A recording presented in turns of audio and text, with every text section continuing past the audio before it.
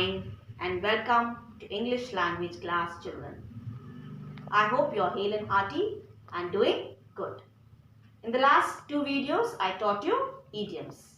I hope your concept is clear about it. Today I am going to teach you proverbs. What are proverbs, children?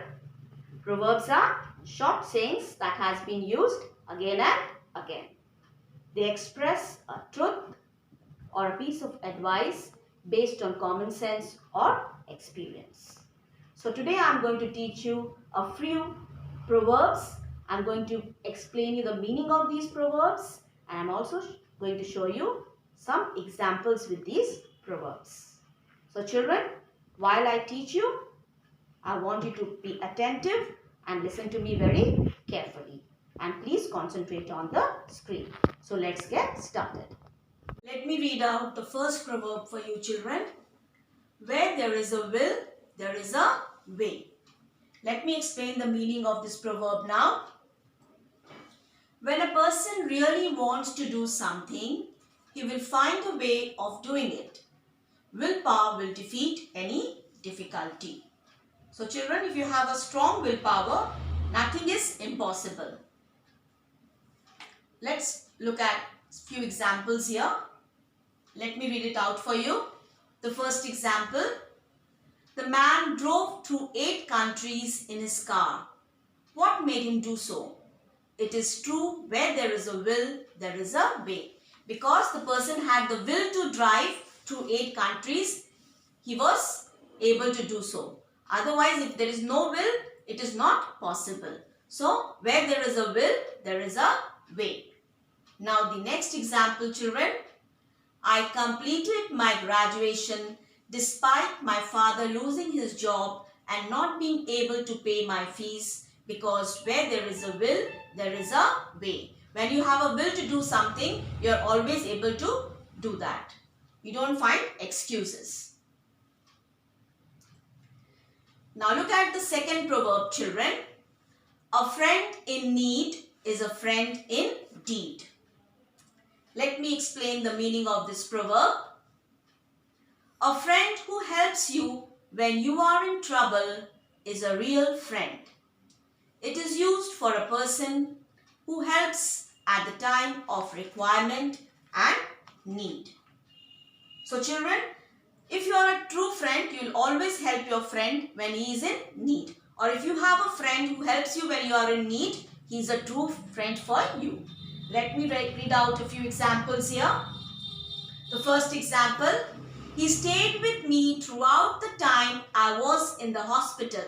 A friend in need is a friend indeed. Now the next example. Rosie helped her friend in all ups and downs. And this is the perfect example of saying a friend in need is a friend indeed. So Rosie helped her friend in all her bad days and good days. So when a person is with you in your bad days and your good days, he or she is a true friend. Now look at the third proverb on the screen here, children. As you sow, so shall you reap. Let me explain the meaning of this proverb to you. You are responsible for the effect of your actions. If you are good, you will get good results in the future. So children, if you do good things, you will get good things in return. Here we have a few examples. He was a criminal a few years ago and now he is in jail. As you sow, so shall you reap. Just because he was a criminal, he had to pay for it. So he was put in jail. So as you sow, so shall you reap. Now we have the second example. He failed as he did not work for his exams. As you sow, so shall you reap. When you don't work hard for your exams, you are automatically going to fail. So if you don't study, you are going to fail. And if you study well, you are going to pass with flying colors. As you sow, so shall you reap. The third example. He spent years trying to avoid paying taxes, and now he is facing nearly 10 years of prison for it. As you sow, so shall you reap. Now we have the next proverb here. That is the fourth one. Better late than never. Let me explain the meaning of this proverb. To do something right or good a little late is better than not doing it at all. It is better for somebody or something to be late than never to arrive or happen. Let me read out a few examples here. My friend has passed 12th grade after failing for 5 years. Well, it's better late than never. So at the end of the day, at the end, he passed his 12th grade. So he was late, though he was late, but he was successful. The next example, it took me weeks to write the letter, but better late than never. So at least he wrote the letter, though he was late. Now the third example, I was thinking you will not come to my help anymore. Anyways, better late than never. Now the fifth proverb, charity begins at home.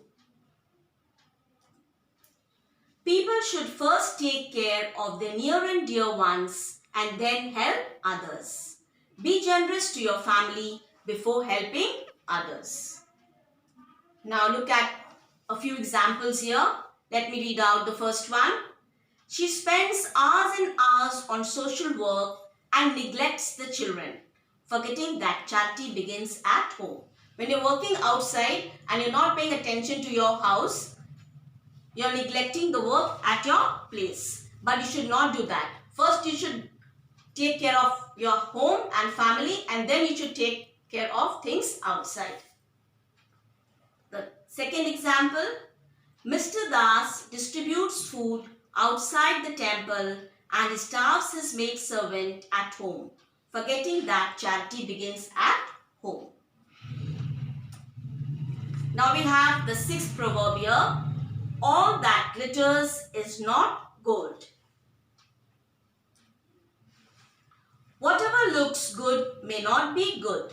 It also means do not be deceived by looks, because a person may look innocent but they are not. So you should not go by looks of a person or a thing. Things might look very tempting, very attractive, very beautiful, but they might not be good, attractive and beautiful from inside.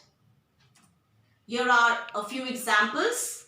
The first one, I know that Rosie is a beautiful girl, but don't forget that all that glitters is not gold. Though she is beautiful, but it is not necessary that she is very beautiful at heart also.